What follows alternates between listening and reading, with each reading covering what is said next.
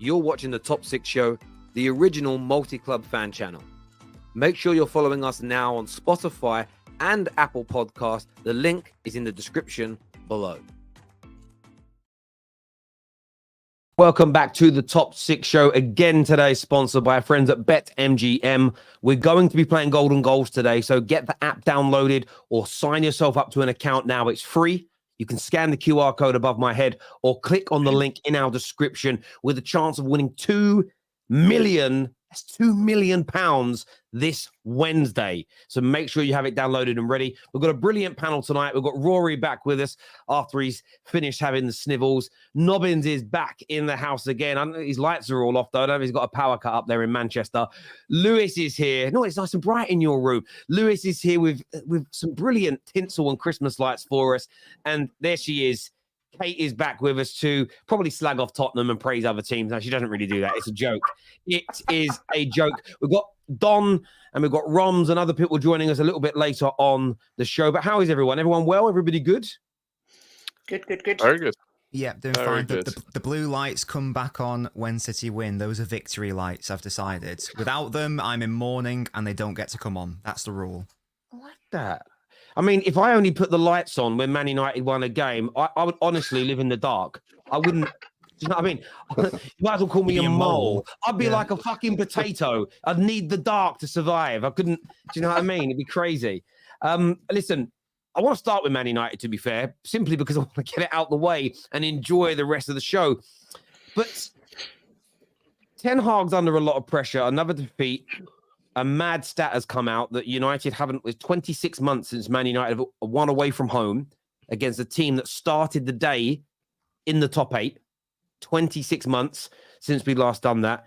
We've already got over 10 defeats so far this season across all competitions. It took us until 54 games played last season to get to that stage. Rashford throwing his toys out of the pram. How much longer is Ten Hag going to last? And with Sir Jim coming in, do you think maybe, just maybe, the first action of his new kind of ownership and running of the football regime should be to remove Erik Ten Hag from his position? Well, the biggest issue with that, though, is like, who do you bring in as a replacement?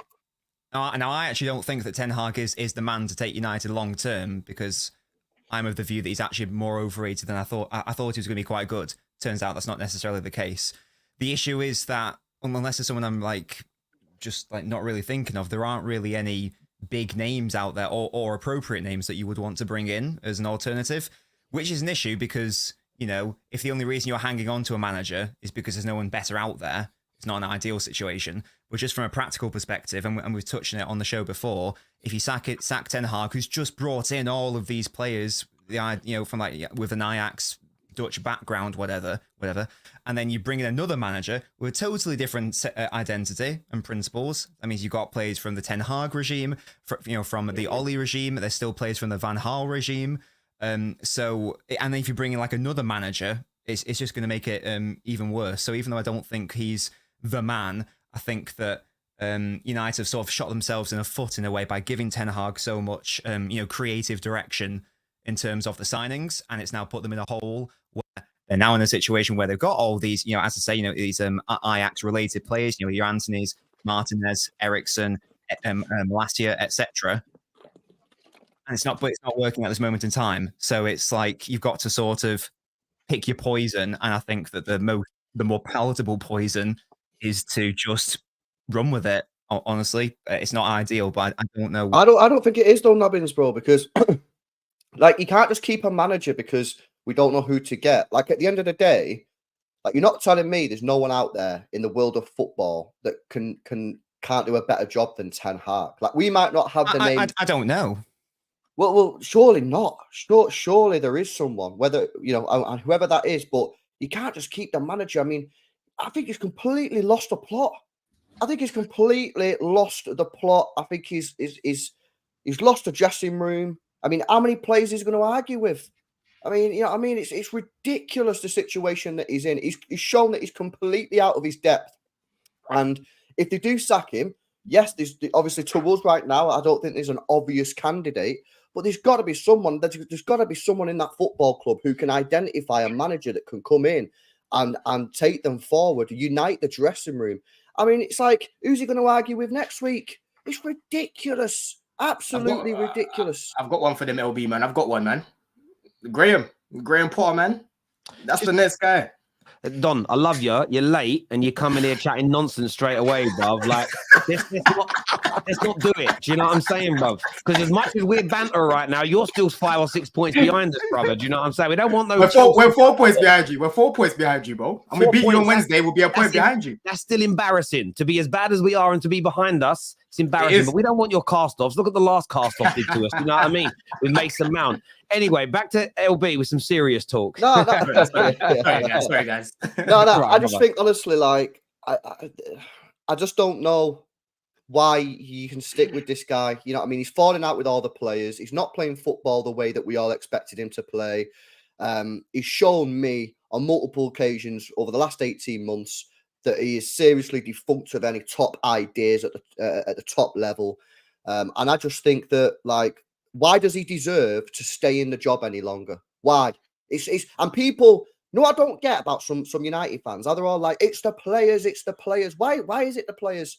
Mate, have you seen how you're getting panned, mate? Week in, week out. Why are you still playing Rashford? Why are you still playing Rashford? Why not playing Højlund, who you signed? You're falling out with Casemiro, apparently. You're falling out with Varane. You're falling out with Ronaldo. You're falling out with Sancho. Oh, yeah, but let's all blame the players. How about you look at the manager, yeah, who's leading these players? I guarantee you, not one of those players respects that manager. Not one of them. What's he ever done in the game? Some United fans want to talk about how good he did at Ajax in the Champions League. Go and fact check that information. He had one decent season where he got to a semi-final, which he then bottled. All the other seasons, he underperformed. You know what I mean? He won a few Eredivises. Congratulations. He then raided the Eredivisie. First red flag. He got smashed up 7-0 in a humiliating defeat against Liverpool. That's a sackable offence for some people as it is. He conceded 6 against City last year. I just think that, like, I don't know why some United fans are still backing him, man. You know what I mean? I think it's time for him to go. Do you know what it is, Lou? Do you know what it is? What we wanted this time round was to stick with a manager to kind of complete his rebuild, because we haven't done that yet. The problem that you have is that nobody wants to look deeper. He told us himself, he isn't trying to build anything. He's coming in and he's essentially picking up from where Ollie left off. He's playing the Man United way, which I don't know what the hell he thinks and the Glazers think it is, because it's not how we're playing football right now. And he said this, and Man United fans that are backing him are ignoring it. We all thought and expected, people then go too far. I didn't expect us to become Ajax, but I at least expected us to pass and move the ball better. I expected better play. And I think he could coach that. But clearly he's been told, no, that's not how Man United play football. You've got to do it a different way. And I said it Saturday when we were beat. We basically have an optician trying to do brain surgery. Yep, an optician has still got a medical degree, I would assume, but doesn't mean they can do brain surgery. You might be a plumber. That doesn't mean you can build a roof and tile it properly. Yes, you're in the construction industry, but it's different. We have a manager that plays a certain style of football in a certain type of structure, and Man United isn't that.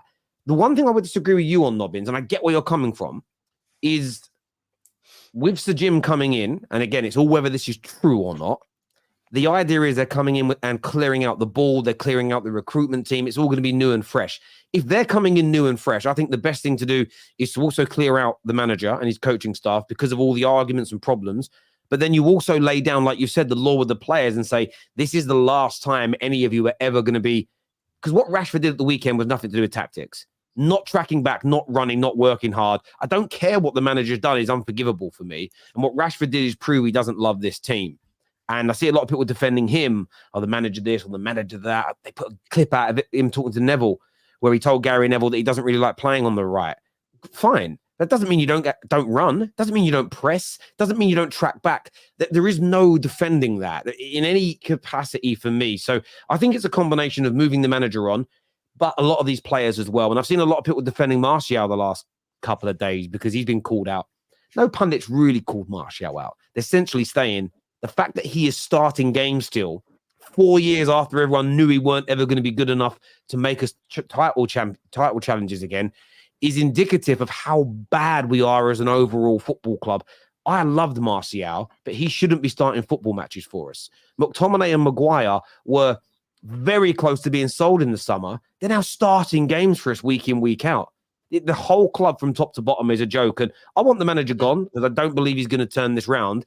But I know what we're going to do. We're going to keep him until December 17th, my birthday, when we're going to get absolutely bent over by Liverpool Football Club and absolutely embarrassed. Absolutely embarrassed. And Maradon here, Maradon the moron, says, trust the process, Terry. Remember, yes, I would trust the process if we were in one. But he has told us there is no new process, Maradon the moron. So therefore, there is nothing to trust.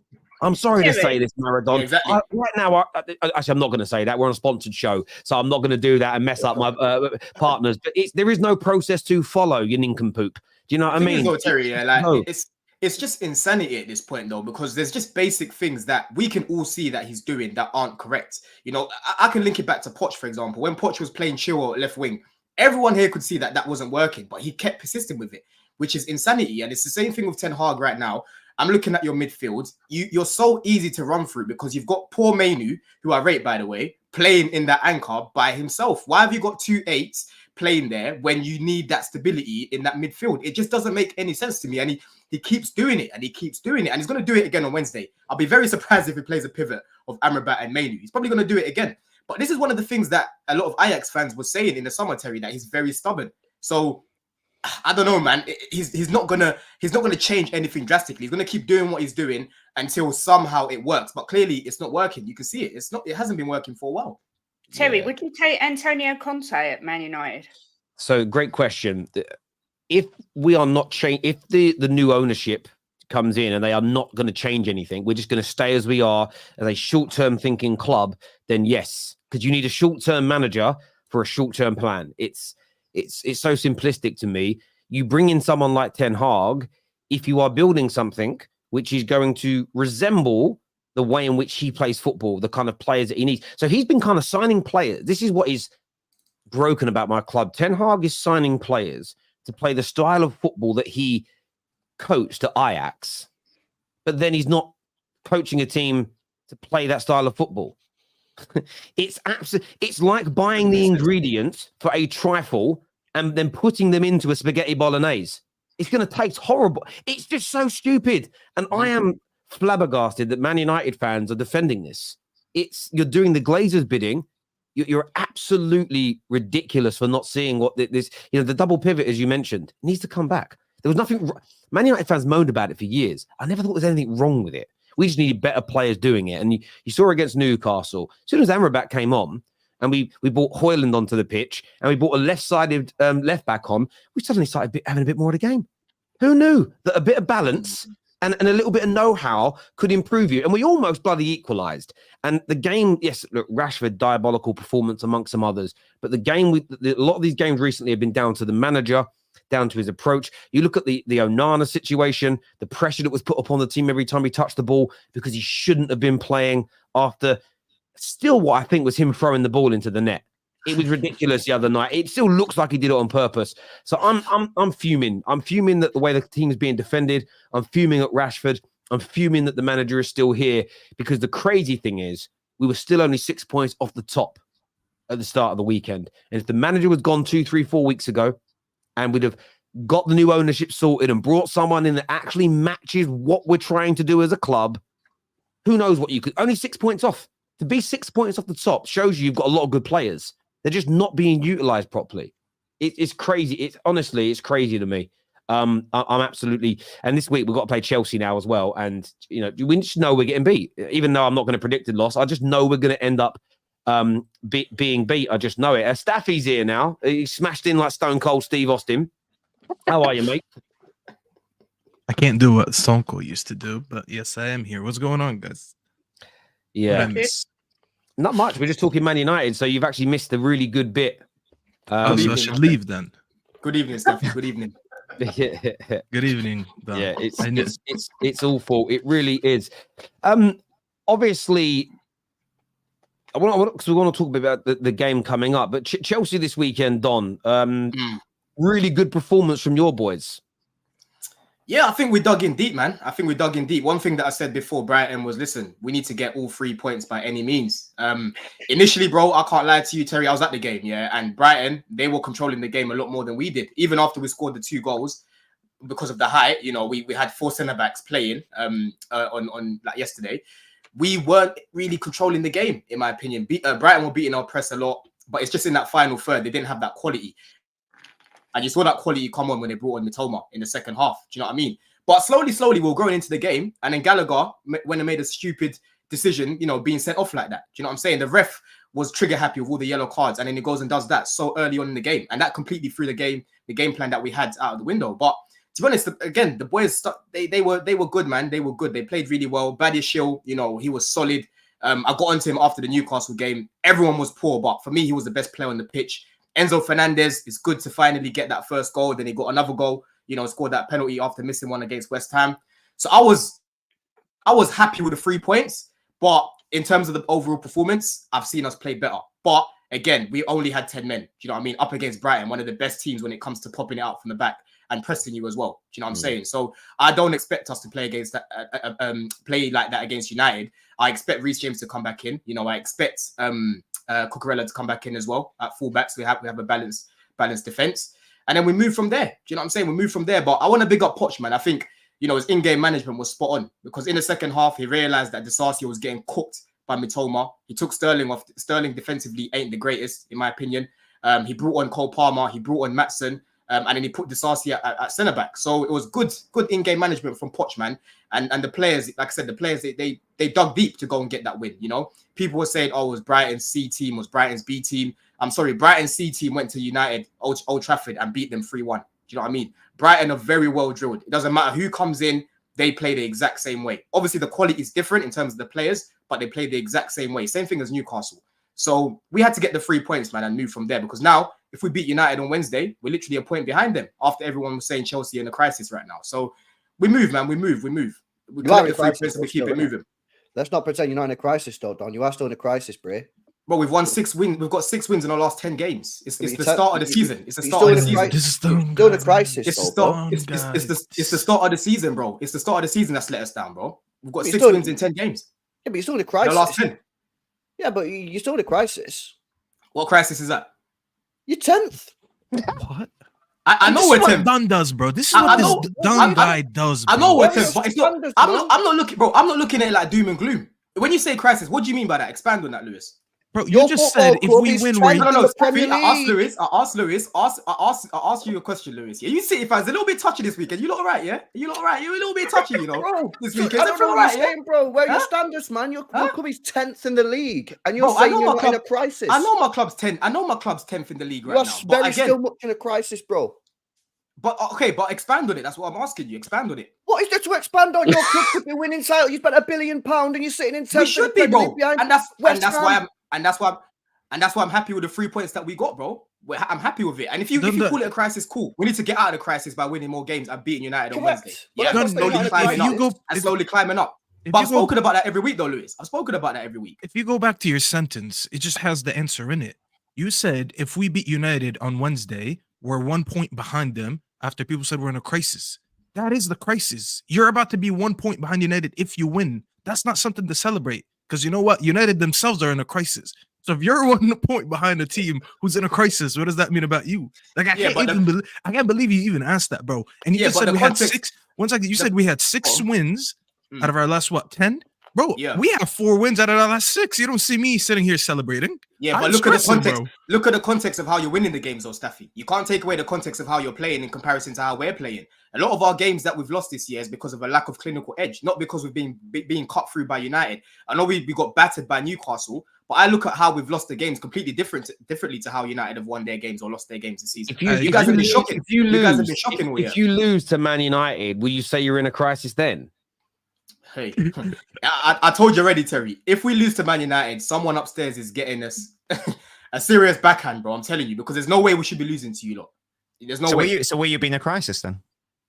Hey, If you want to call it that, I mean, he is in a If you want to call it that, state. yes. If you want to call it Yeah. that, yes. If we lose to United, we're in a fucking crisis. Okay, fine. I don't think it's we. I think everyone is aware of that except for you. So maybe Yeah, you no, need to say, I'll be wrong. admit." We'll be we're in a crisis if we lose to United, man, because we should be Johnny. beating them, man. Don, are you concerned about your disciplinary record? Because you've had 48 yellow cards and 3 red cards this season so far, which to me is unacceptable. It is, man. It is. You know, these guys are just, again, young players. You know, they're losing their head a little bit too much, and it's not good. It's not good. There's no excuses for it. You shouldn't be getting booked the amount of times that you have been.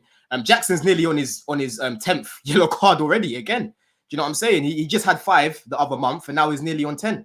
So it's a bit mad, man. We need to.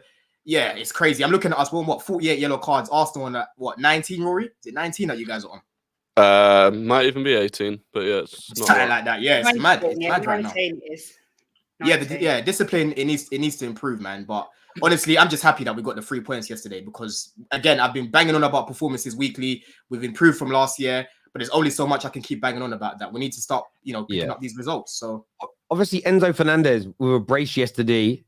It's interesting. It was in the same week that he was being called out by Igal. Igal seems to always, if you want one of your players to improve, let Igal slag him off because something always happens. How impressed were you with his performance and, of course, him stepping up and grabbing 2 big goals for you? Terry, I see these performances from Enzo pretty much every week. But what happened yesterday was that he got a goal and he got an assist and everyone was watching the game.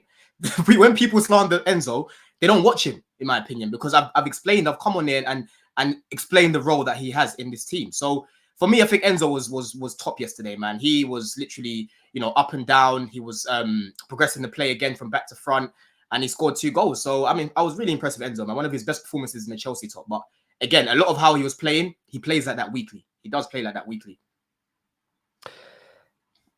I hear you. It's funny that he was getting praised on for scoring 2 goals, but not for what he's supposed to do as a midfielder. As you said, he does that every week. But because he scored a penalty and a header from like a yard away, people were like, "Oh my god, look, he got the GA, bro." He was never meant to get the GA. Like it was never a part of his game, anyways. I saw people tweeting about him saying, "Oh, look, he has more GA now than Rice. He has more GA than they were comparing to someone else. I forgot who it was. Martinelli and Jesus. He's got more goals than both of them. Oh yeah. And here's the thing: this is why GA or stats. Let me say this: stats is usually deceiving. Because when you look at it, you're like, oh, he's had more goals. Okay. But bro, at the end of the day, he got him in 1 game. And he's not that type of player who's meant to get you the goals anyways. So all of a sudden now, are people going to rate him? Like, I would love to know how many people rated him now because he has 2 more goals than 2 goals. And that's more than Martinelli and the likes of them. Because that, to me, I'm going to be very honest with you as an outsider, that means fuck all to me. The guy needs to come in and do his job as a midfielder anyways. I actually keep the same energy with all my midfielders. I never rated Scott McTominay because he scored 4 goals for us last month. Obviously, I'm not making a comparison between McTominay and Enzo because Enzo's is light years ahead of him. But the thing is, I never rated him because he was scoring his goals. Because at the end of the day, he wasn't doing his job on the pitch as a midfielder. And we clearly see it in United. Same thing should be applied to Enzo. I should never use GA to define what he does for the team. Now, I understand the worries when you guys lose a game. Should he be doing better to control games? I'll have that convo. But when you talk about just GA in general, and now all of a sudden you're going to rate him, I would love to know what Igal thought yesterday because I know Igal would have been like, you know what? Fair play, this and that. Bro, it has nothing to do with the G. No, you already know Igal. He's going to hold his your voice as well. You went all Michael Jackson on us. I like it. That's what it is. Listen, it's a force of habit. It's a force of habit. Staffy, what it is, it's an agenda. Do you know what I mean? It's an agenda. That's what it is. Like people are praying that he flops at Chelsea. But like I said, like I've been saying weekly, if you watch us week in, week out, you know how important Enzo is. There's so many games where I'm seeing him making the pass before the main pass for us to score a goal or to get in a position to score a goal. But if you're not watching the games, you're not seeing that. All you're seeing is Enzo again, he hasn't got an assist. Enzo again, he hasn't got a goal. Also, Enzo must have played crap. Oh, Chelsea have lost again. Oh, it's Enzo's fault. That's the energy that I've been seeing on Twitter. And I just block it out, bro, because I know what Enzo's been doing. I'm not going to be gaslighted into thinking that he's been crap. You know, he can improve. You know, in front of goal, he's been poor. I'll be honest with you. He hasn't been good in front of goal. He's had so many shots. I think he's had the most shots this season without converting them as a midfielder, right? From midfield this season, right? But overall, bro, he's been doing his job. He can improve. He's only 22? Do you know what I'm saying? He's here for 8 years, bro. I said this last week, Don. I think I said it on Hassam's channel. I said Enzo right now is getting the Pogba treatment. Pogba was an expensive midfielder that had so many expectations from him, but people mistake price tags with GA because you're an expensive midfielder and you won a World Cup and you were the best young player in the tournament, whatever. People expect you to come in and you're going to score. You're going to have a Yaya Toure season where you score 20 goals and whatever. That's not normal. That's not what these players are meant to do. He was suffering the same thing Pogba suffered from. The team around him wasn't good enough. He was doing what he can do best, but the team around him wasn't getting wins, wasn't finishing shots, wasn't wasn't getting clean sheets. And then when the team loses, people look at the overall record, and who's the easiest one to blame? The most expensive player on the pitch, which is Enzo. So Enzo is technically this new era's Pogba because he has the technical ability, but he plays a role that doesn't get the game-winning goals and all that. And people, unfortunately, that's what a lot of people use nowadays to judge, especially people on YouTube and Twitter. It's the era we live in. Yeah, I hear we say that. I want to go to Rory on this. United, we're going to obviously do score predictions later when we get to golden goal. But in terms of the game, how do you see it playing out Wednesday night? Man United versus Chelsea, biggest game in this sort of midweek clashes for us. How do you see it going, bro? I think Chelsea will win. I do. I think Chelsea have actually decent away from home this season anyway. And I think they're in form.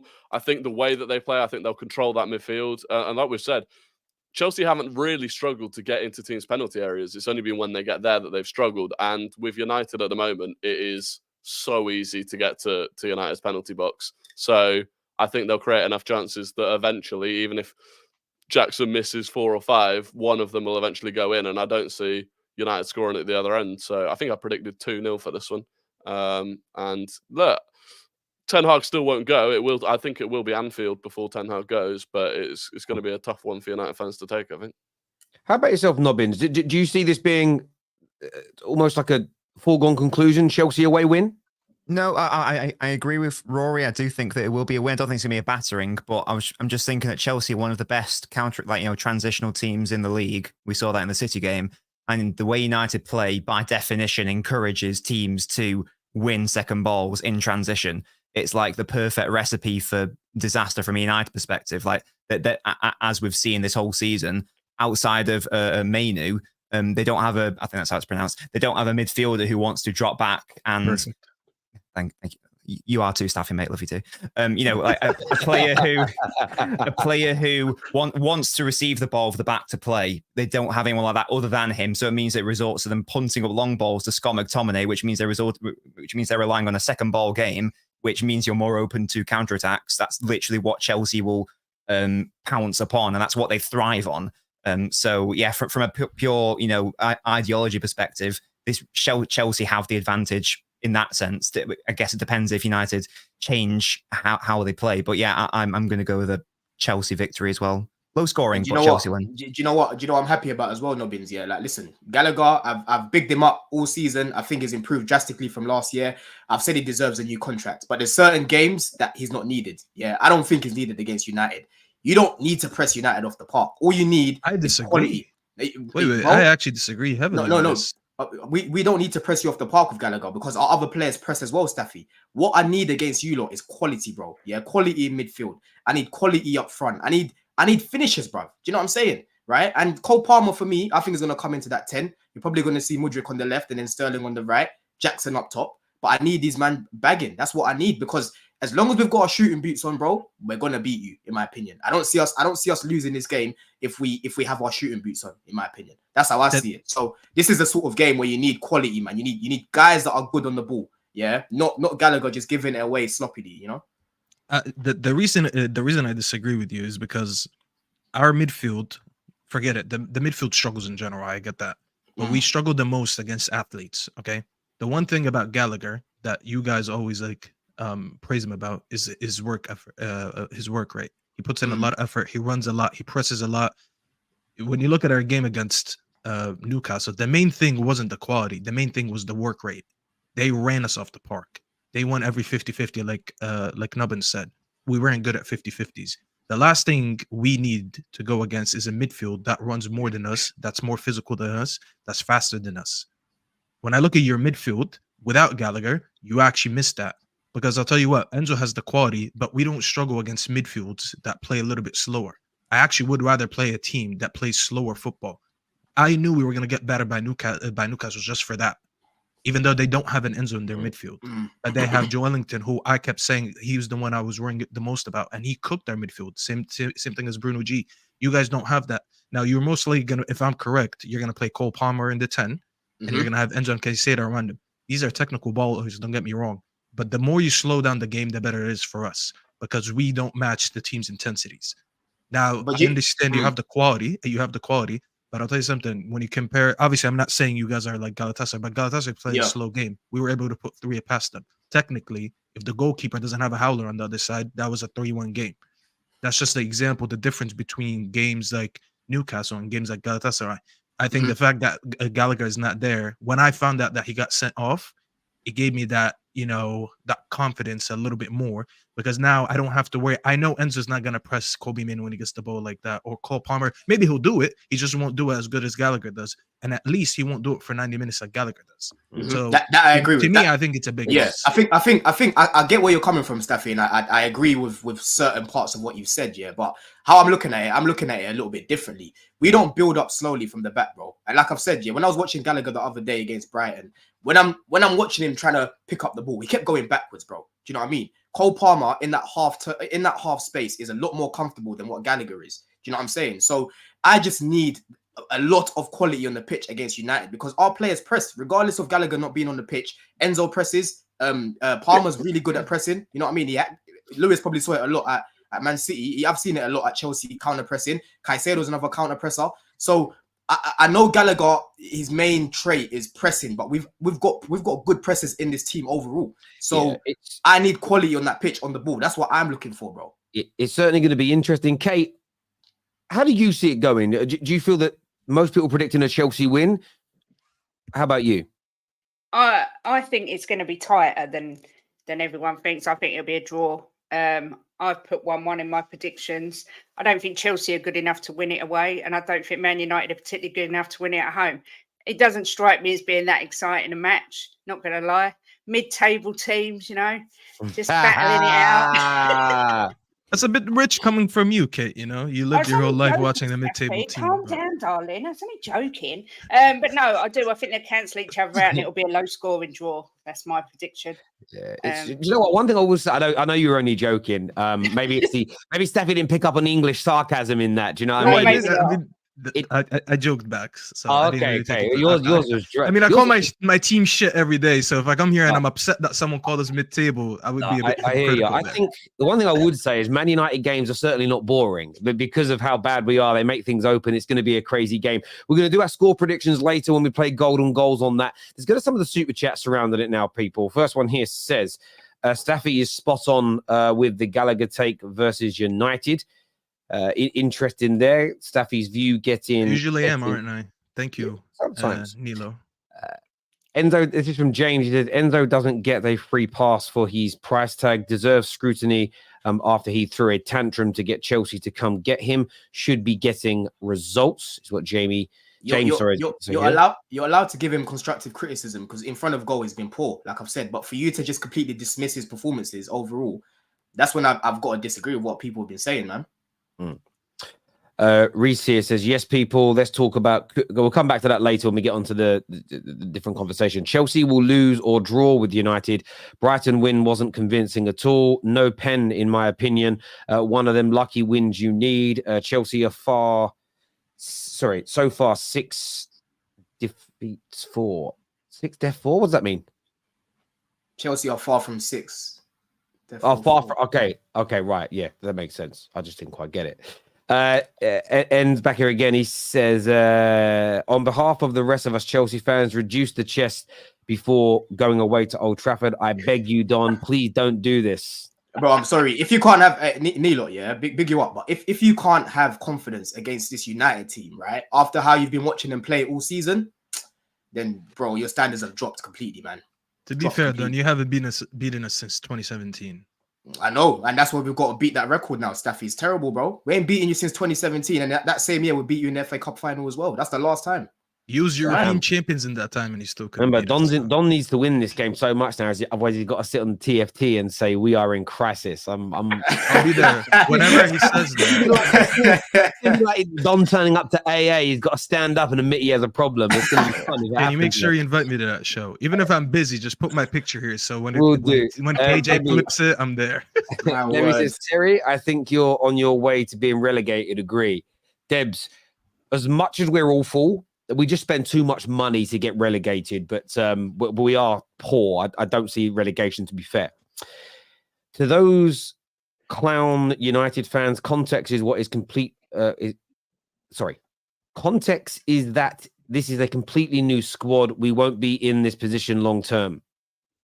Okay, that's from a Chelsea fan talking about you. Listen, look, I don't think Chelsea are necessarily I get why people say they're in a crisis because they're 10th in the league. And I think if Chelsea are not challenging for a Premier League title, you could call that a crisis. I think any of our teams that spends what we do with our billionaire owners who are not challenging for titles is in some type of crisis. I don't think that's an unfair statement. I guess LB, K, and everyone else is a clown because they agreed that you guys are in a crisis, but somehow he just framed it on United fans. But thank you for the super chat, mate. Man like D here says, hi Terry, is there audio on that video now? Yes, I don't know why my mic wasn't working on the previous recorded video, but it's all working now. It's re-up. Go check it out. It did 20,000 views in the first hour after I re-uploaded it. So thank you all very, very much indeed. Big up my brilliant audience. Don, you want to be in the movie Falcon and the Winter Soldier? Mackie there. He says, still for me, I just think more 8 Mile, bro. That's where Mackie was at his best for me. Man like Clarence, I love it. So Xavi is not going to get sacked before Eric Ten Hag. Not right now. I did love it as well. I saw Lee Gunner on Instagram Saturday basically saying, come watch Atletico masterclass against Barca. I checked the result in the morning, Barca won. I was like, oh. And we laughed. This here says, Don does this every time Chelsea win. It's another corner being turned. The club is still in the mud, and a win against Brighton doesn't change that. Where have I said Chelsea have turned the corner? Where? Yeah, you have done. You said then it. Also must be a United fan then. I'm going to be fair. Don hasn't actually said it, but what Don's doing is living in 2023, where he'll imply it without actually saying it, so he can say, "Show me your honor. Show me your honor where I actually said this." Do you know what I'm saying?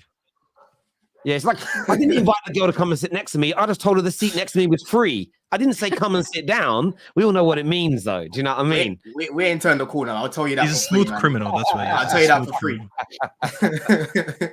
Right. This is Staffy. Did you forget what City did to you? Slow tempo. Yes, because I'm sure the squad of the City team is the same as Chelsea. Yes. We went toe to toe with them. Toe to toe with them. You know. You think goals against them? You haven't turned a corner, but you're as good a quality as City. Hey, we came back 3 times. That's what I'm saying. We're not Arsenal.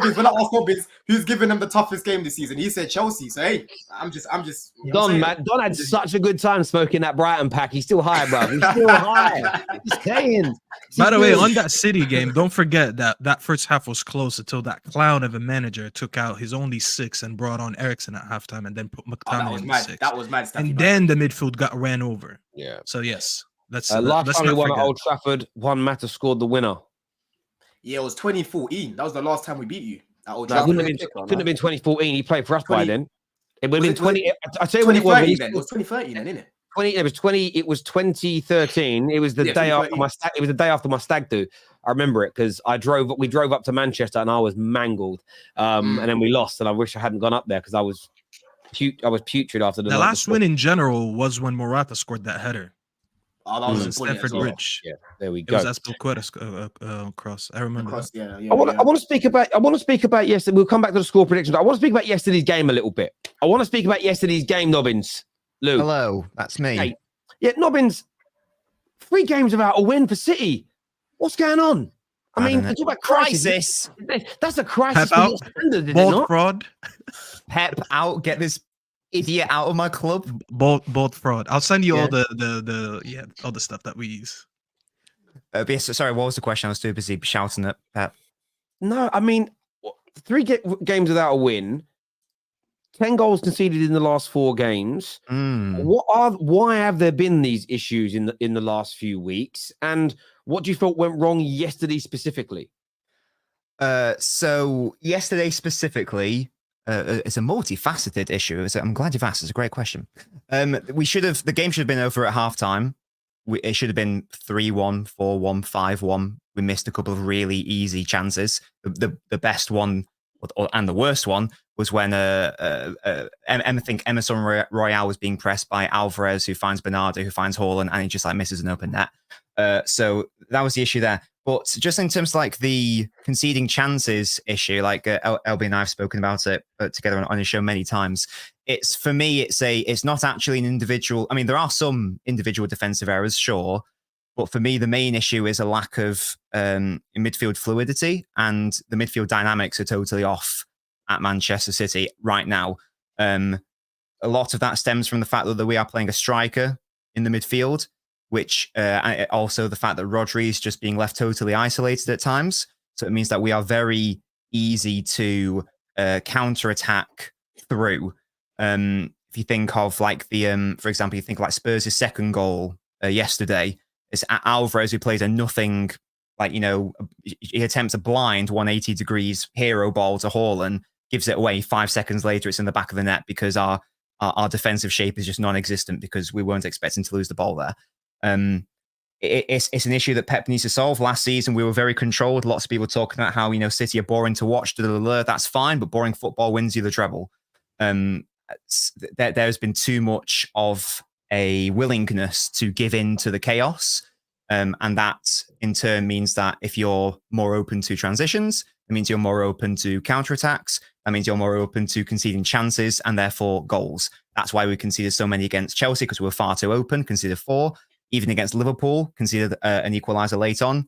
And yeah, against Spurs, two of them were counterattacks, and one of them was an individual defensive error, in my opinion. So there are lots of problems, but as I say, the main one for me is the fact that the midfield just isn't what it used to be, and I'm not pinning the blame entirely on Alvarez, because I love him as a player and he is fantastic. But guess what? You put a striker in the midfield, you don't have as much control in the midfield. That's pretty basic, I feel like.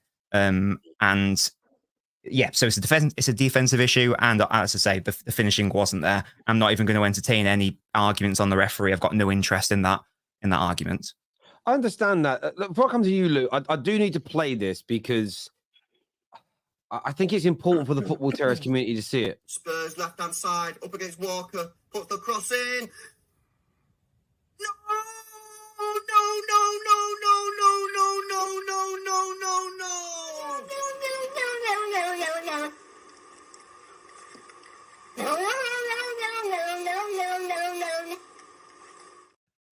I saw that on Twitter and it made me die. Sorry, Lou. I saw it on Twitter and I was like, that made me laugh. I love it. There, man. It doesn't happen very often. It doesn't happen very often because City win so much. But I like it when they concede. Lewis, you know what, though, Terry? Yeah, I was, because I was at the game. Yeah, so I had the game on like once I left the bridge. And I was watching your first half. I thought you were playing quite well in the first half in terms of how you were attacking. I think that was a really good goal that Foden scored as well. But when I was watching you look in the second half, it kind of took me back to how you were playing in the Liverpool game. Like, you were kind of playing as if you were winning by 3 or 4 goals. Do you know what I mean? You were playing with this arrogance that wasn't warranted, because it was literally 2-1 at that point, right? So what is it at the moment? Why are you not killing off games? What do you think it is, Nobbins? What do you think it is, LB, man? Because you need to fix up quick, because Arsenal right now, bro, they're in that driving seat, man, and you guys need to fix up quick. I mean, sorry, LB, go mate. Yeah, I was just saying, listen, I mean, it's quite simple. We need to start taking our chances. We need to start taking our chances. We need to get 2 goals advantage, because our defense isn't defending as good as it should be.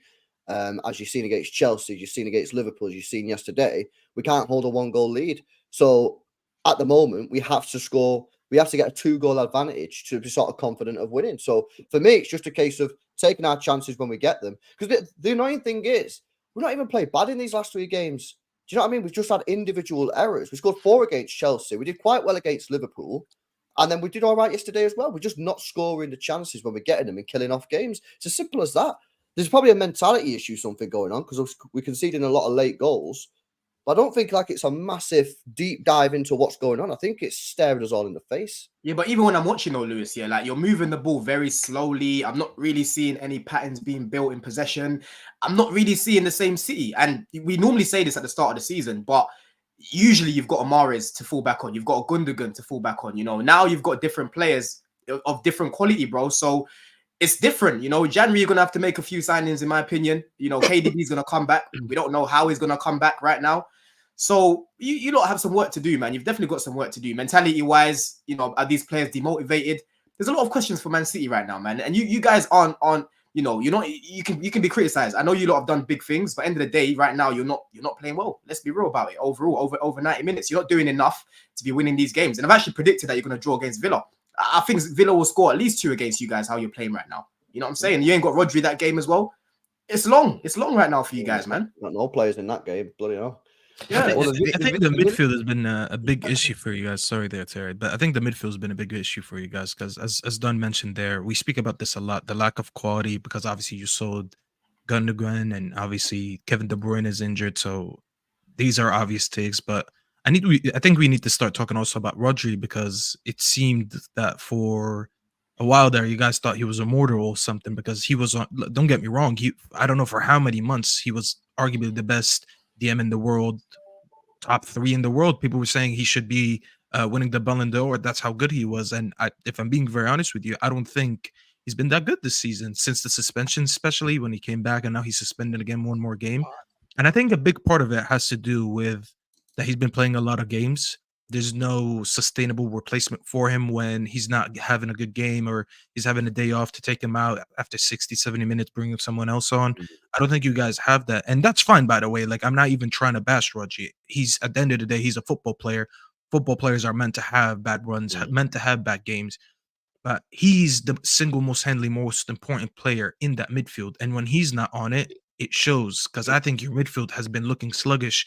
And when's the last time we said that about a City midfield? It's been. I don't think it's a Rodri issue, though. It's an issue of he's basically being given an impossible task. This was most prevalent in the Chelsea game. We left him isolated against 3 players: Palmer, Sterling, and Gallagher. Not even like 2011 Sergio Busquets could have done that task. So we are giving him impossible problems to solve. That's an issue. The thing that annoys me the most about the City midfield issue is that the solutions are there. I know De Bruyne is injured. I know that John Stones isn't available. When they come back into the team, most of these issues will disappear. But the simplest solution is to just drop Alvarez and play Rico. That solves so many issues immediately. That means you can then play Foden in the actual centre. And guess what? As we saw against Spurs, we had basically no creativity from the central areas. We had to always force it to Doku or Foden. That means you can play Foden, our best player this season, our best central creator in the team without De Bruyne. You can actually play him in the middle. And you can Rico there to support him, as we saw against RB Leipzig, both home and away. And they can get Bernardo Silva in his best position. And a lot of these issues go away pretty easily. You can even throw in Núñez into the starting 11 to actually give Rodri some legs and some support. Because again, as I say, a prime Sergio Busquets, even if Declan Rice is getting plaudits this season, and rightly so, as good as Declan Rice has been this season, not even he would have been able to lock up 3 players on his own for a whole game. So yes, and Rodri is getting exposed, or whatever you want to say. His deficiencies are being more easily seen, but I don't think it's a Rodri specific issue. I think it's a systemic issue, and it's the fact that he's not being properly supported. So I just want to throw this question to Rory. I understand what you guys are saying about Rodri and the support he has in there, playing too many games, and he definitely hasn't looked as imperious as he was last year. Rory, a lot of fans are throwing out this theory, and I want to get your take on it. Is there an element of both the players, the manager, and maybe including the fans in this? Is there a bit of post-treble hangover? Is there an element of maybe 5% lack of motivation or complacency that's kicked into this City team? Yeah, I think so. And I think it would be almost impossible for there not to be. Like, after you win that, you do kind of look into the next season. Like, they've got that feeling now, and the motivation has to drop a little bit. I do think they've had injury issues. I think the midfield, I look at Kovacic and Nunez, and I think they're perhaps not the best signings. And I think they're struggling with that sort of mentality at the end of games. I think that's a big thing for me. I look at the missed chances. I don't really think that's much of an excuse. I think City have actually always missed quite a lot of chances, whether it was Haaland or before that Sterling and Jesus and the like. So if you're scoring 3 goals against Spurs or 4 against Chelsea, that should be enough to win the game regardless of missed chances. I think it's the, it's they're not seeing out games. That was always if City were winning a game with 10 minutes to go, you would always just think, wow, they'll see that out. The other team won't even have a sniff at goal before the end. And that's what's disappeared. So I do think you can almost tie all of that into this, the mentality of City this season is not quite right. And I expect Pep will correct it at some point. Maybe he needs to shake some things up in January, but yeah, it's a good time for teams around them to capitalize. I actually think Rory spoke relative facts there, bro. Unreal. I do. I don't disagree with what he said. I think he's right. I think he's probably right. We have missed chances. We've always missed chances. And in fact, this season, if you look at the games that we've not won, are we really, other than these last 3? Arsenal, Haaland didn't have any big chances. We didn't lose that game because we didn't miss chances. We lost that game because we didn't create any chances at all and conceded a deflected shot. And Wolves, again, Haaland had no chances in that game either. So yesterday really was the first time that we've not won and Haaland's missed chances. So it's not about the Haaland missed chances. It is just about not being able to see out games. And Rory is right. We do feel that we can concede in the last 10 minutes now. Do you know what's interesting as well? And it's going to be, I'm intrigued to watch how City sort of navigate this. But if you just think about great teams in our lifetime, this is City's first great team, in my opinion. The teams that won leagues with Mancini and Pellegrini, there's some very good players and some great players for your club in there. But in terms of a great team that has won back-to-back league titles, won Champions Leagues, when you start losing players from those great teams, very rarely is a team the same again afterwards. Often you think about Man United in the Premier era, 98 through to like 2001. That was a great team. Did a 3-peat, won a treble. It then took us until 2007 to have a team that was genuinely top class again. You think about Liverpool, very good in the 70s, a little lull, and then again in the mid 80s, and then it fell off for a long time. And I'm not suggesting City are never going to get back. That isn't my point at all. But when you lose Gundogan and you lose Mahrez, it isn't as easy as just replacing them. I was looking at Kyle Walker yesterday, and I was saying to my brother, when you lose Kyle Walker, you are losing, some would say, the greatest right back in the history of the Premier League. What is the likelihood of signing another right back? In fact, you're probably never signing a right back as good as him again if he's the greatest ever to play. And I think that's the issue that Chelsea City are going to go through is that it's almost impossible to replicate what you've done straight away because there just may not be players in the world that are as good as him, say, defensively, as fast as him. Because the amount of times if he's caught out of position, his recovery pace, like sorts of, who in the world is as good as a defender that's as fast as him? So when he eventually leaves, you're not going to start losing every single game, but there'll be moments where you'll think, he'd sorted him out there. And I think there's an element of that creeping in now as well, with KDB being out injured, Gundogan leaving, Mahrez having gone, that you're still a brilliant team. I still think you're the best team in the world, but you're just not quite as invincible, not quite as strong as you were. And those little sort of weaknesses are just being exposed. And I say exposed, I'm talking in the context of a title race because you're still amazing. So to see you not win 3 games on the bounce and now you go away to Aston Villa, where we don't know about Doku's injury. I know he came off of a little knock, but Grealish is missing. Rodri's out. Doku could be missing. Suddenly that game becomes a little bit more even, I think, away from home. And you could go 4 games without winning. It makes the league very interesting. Just on to your point as well about key players that City that left in the summer. You look at who they've brought in as well, and correct me if I'm wrong, I feel like only Kovacic has that real winning experience. I think Nunez won a league title at Sport in Lisbon as well, correct me if I'm wrong. But you look at your Dokus, you look at your Vardios. Yeah, Vardios played in World Cups and whatnot, but there's not players that have been there, done that, and been in high-pressure situations. And maybe you might look at it and think, you're going to actually kind of have to take on that mantle. And this is where the other senior players in the City team will kind of have to set that example. But I think you're spot on there. They could lose a bit of that hunger. I still do think City will win the league, but I think that's a great point you made. You know what, Rums, on that point, I was speaking to a City fan, can't remember who, earlier in the week or last week. And I said, They said to me, this team knows how to win. And I said, no. The team that won last year knows how to win. You know who doesn't know how to win? Nunez, Doku, all these new guys that you brought in. Mahrez know how to win. Gundogan know how to win. Obviously, De Bruyne when he comes back.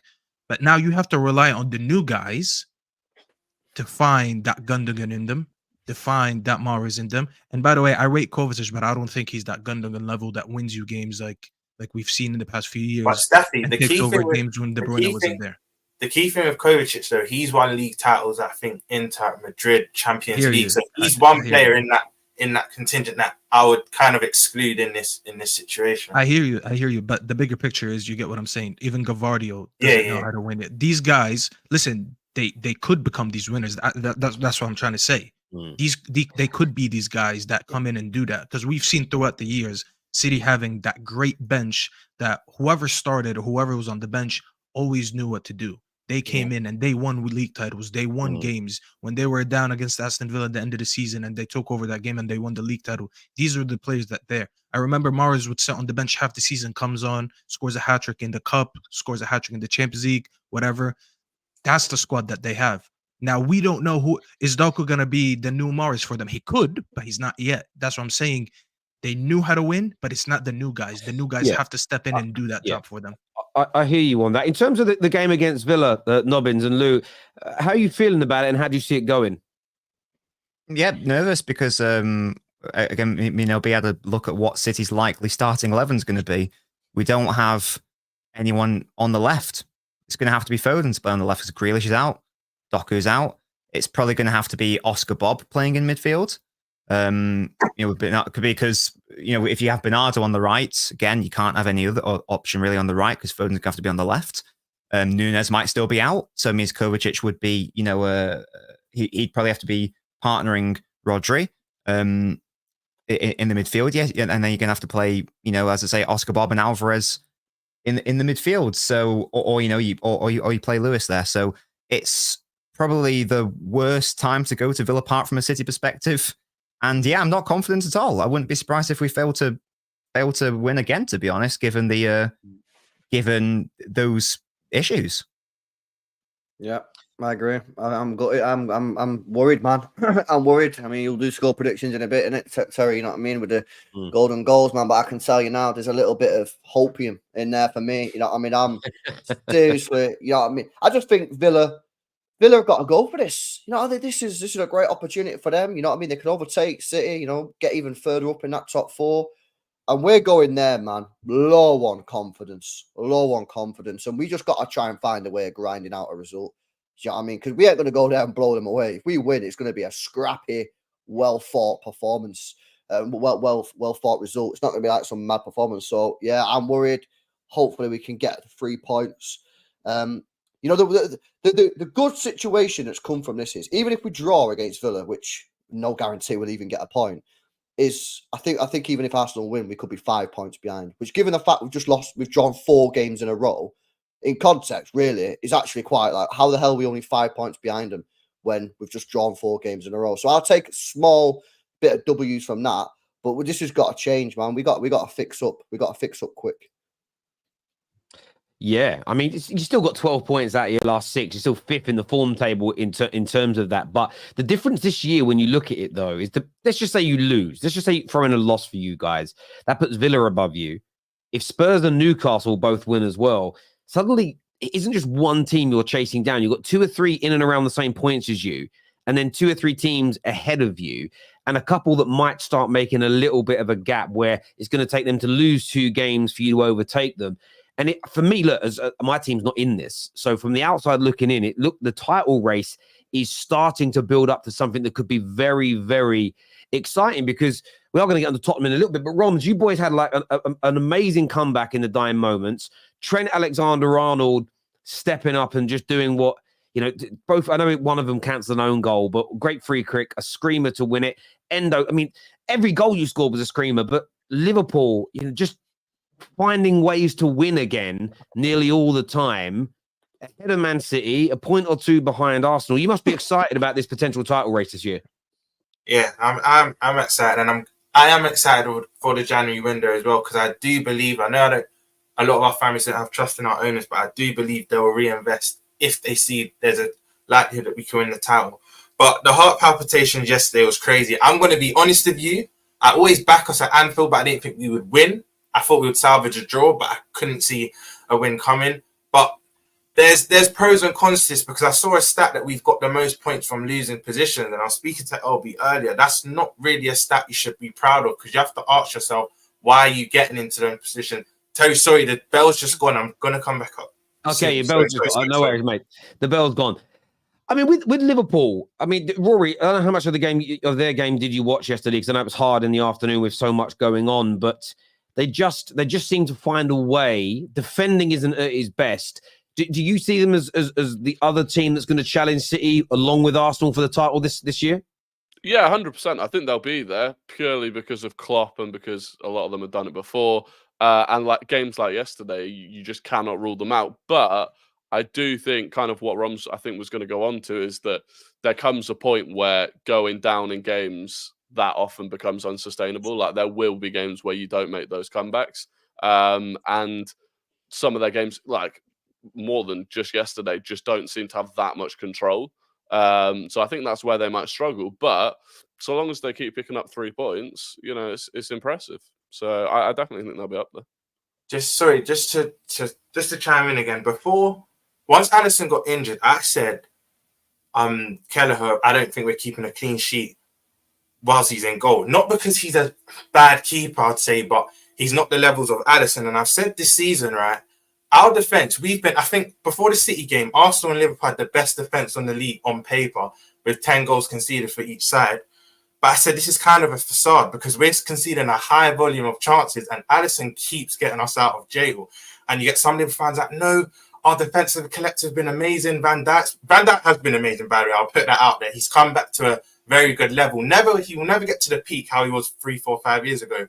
But he's got back to a good, acceptable level. But we were conceding a high volume of chances. And I keep saying, without an Alisson, we'll be leaking even more chances. And it was evident against Fulham. For me, the first and second goal, Alisson saves that. I know the defense wasn't good. I think the first goal, it goes out to Anthony Robertson. I think Matip should have got there quicker and Trent should have trapped Harry Wilson coming in the box. And then the second one with Tete, I mean, Jimenez, he was on the island in that set piece. Someone should have been picking him up, played it into Tete. But I don't know what you lot think, but the shot didn't have any real conviction. Yes, it was in the 6-yard box, but Keller kind of just dived before he even kicked the ball, and it's kind of going through his legs, and it's like, you have to be better there. You know what I'd say, Ron? Like, he could have done better. You lot have got I was about to say subhuman, that's the wrong word. You've got someone that's beyond human when it comes to his goalkeeping ability in Alisson. And he makes the amount of times you'll have a player go through one-on-one or have a shot, and 95% of other goalkeepers, it goes in and Alisson just saves it. When you take that away, suddenly you start conceding goals. And as a Liverpool fan, you just think, oh, that should be saved. But I thought most of their goals were fairly good. It's just that you're so used to having a goalie that saves abnormal shots and stops goals that everybody goes, oh, 1-0 or equalizer. Oh my God, Alisson saved it. And you take that away. It's like when Haaland's out, Haaland scores so many goals. When he missed the open goal yesterday, that was so shocking because it's Haaland. When certain players are just ridiculously good at what they do, and you did miss him yesterday. And I do agree with what I'm not too sure who was it who said it before he came back. Rory, I think, about the lack of control you guys have. You still concede too many openings as a team, which is why I think you're in this title race. I don't quite think you'll win it. I wanted to ask you before we get to golden goals and we talk a bit of Arsenal and Tottenham. Trent Alexander-Arnold was obviously trending. Scored the equaliser against Manchester City, scored a brilliant brace yesterday. I'm going to give him that goal, even if the Premier League doesn't, because I know that Leno doesn't want it. And the sort of talk is that the greatest right back of all time, the best right back in the world. Where do you currently rank him in that kind of conversation? It's tricky because we've had some great right backs. I wouldn't go as far to say all time and whatnot, but he is, in my opinion, he is the best right back in the world. And if you're going to talk Premier League history, I'll probably put him there as well. Maybe it's because I'm a Liverpool fan. Maybe it is because I'm biased. That's And a I know, heavy bias, bro. That is and, a heavy, and heavy LB, I know bias. you're literally saying, yeah, but he's not even balanced. But I just think you accept them lows for the highs he gives you, and I think bar Beckham, we haven't seen someone that strikes a ball as cleanly as him, that has that natural ability that Trent has. So, in my opinion, Terry, I do put him as the best. Not of all time, but in Premier League, I do. That's just my honest opinion. That is heavy bias, bro. That is heavy bias. KJ, I hope you're clipping this. Please send it to me. I will be using this in the Who do you not have ahead of him? Who do you not have ahead of him? Walker's obviously the best Walker. right back. He's the best right back this country's ever seen. Come on, man. Not for me. Not for me. Not I for rate you, Walker bro. highly. I rate Walker highly, but not for me. Trent's not even close to Kyle Walker, in my opinion. Not even close, fit to man. make Not the even team. close. Well, the guy can't defend, bro. He's an average He's a defender at best. gravy. He's an average defender at best. And this is what I was saying, earlier on. He's not going to make the England team starting 11 at right back. Because ultimately, when it comes to a one-off game, knockout, he can't be trusted at the back. You know, you're trying to tell me he's the best right back the country's ever seen when we won't play him right back because he's not. LB, You know who I blame for this comment? That's also down to preference and the manager. So like I said to you earlier, the only way Trent gets into this England team is by a managerial change. As long as Southgate's there, we know he's not getting in. He's stubborn. He has his favourites. But I do believe, let's say with a more attacking manager or a manager that has a better style of play, I think Trent gets into this England team. I think he could generally get into the England team. Like I said to you, at right back, because your Trippiers, your James, and your Kyle Walkers are more balanced, maybe not in a right back role, but I think he gets into a midfield role under a different manager. So you just said he's the best right back of all time, but you've even said even with a different manager, he's still not going to get in at right back, bro. It makes no sense. Exactly. Listen, international, because I know what I'm saying, because when you're talking from a balance point of view, he's not a better defender than the rest. And we were speaking earlier, you have to be a good defender at right back, especially in international football. But in terms of going forward, I genuinely think he is better than the rest. Do you know what, Ron? Do you know what I would say is this? Someone brought up Reece James yesterday on the reaction. And look, Walker and Reece James, in my opinion, are better left backs than Trent. But Trent is a superior football player to the two of them. He's not a right back. He's a midfielder. He's a playmaker. He is, for me, if he was in his 40s right now, Trent, and played in the 90s and the noughties, he's very similar to a David Beckham. He's an old-fashioned right midfield player. He's not a right back at all, really. He's a good defender, and he'll make good defense. It won't take, mate. He'll make good defensive moves, and I've seen strikers do some good defending at times. It happens, but for me, he's the midfielder. And since last year he was struggling, got inverted and played in midfield. Excellent. You speak about the last two games, everyone's raving about him, and rightly so. It's for what he's doing at the other end of the pitch. So for me, he's one of the best. I think he's probably the best technical footballer at your club, barring Thiago, but he's always out injured. And he needs to play further up the pitch. One of the players you should be investing in at your club is a top quality defensive-minded right back. And then just let Trent do whatever he has to do up the other end of the pitch because he's amazing at it.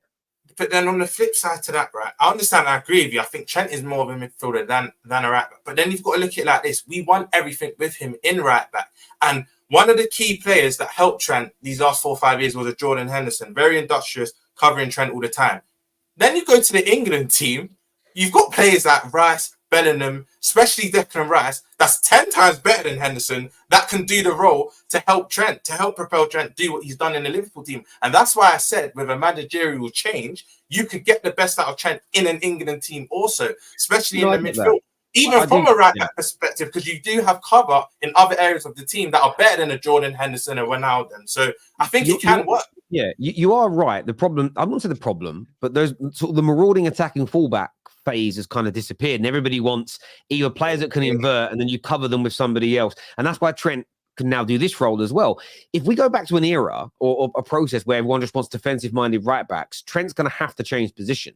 You know, I agree with. It's really interesting that if I needed a right back because I need someone who's good defensively, I'm not picking Trent Alexander-Arnold. If I need a right back because my squad can cope with him basically not defending, inverting, or going forward, I'm picking him over all of them. It's a little bit horses for courses for me, but he is pretty good at passing and shooting that ball, isn't he? He's the best I've seen. I blame Klopp that we're in 2023 and we're still having this conversation, because we shouldn't be in 2023 after Trent debuted 5-6 years ago as a teenager, and we're still having this conversation about him being a right back.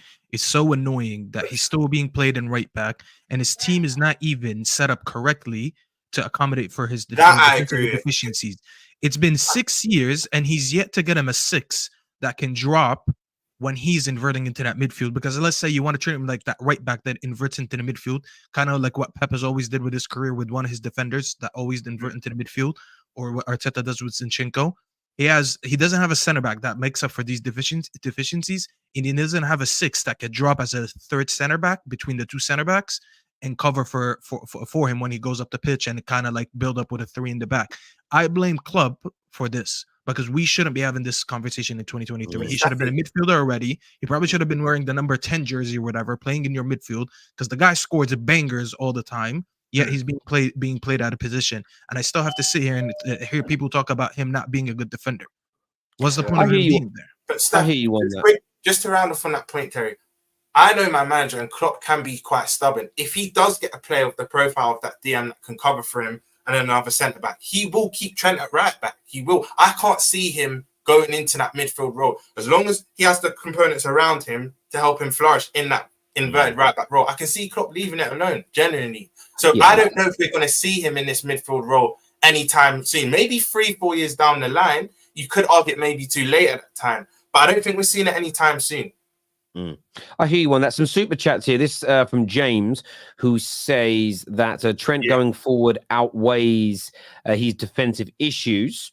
Yeah, but then most of your games are going to be shootouts. In the league, I agree.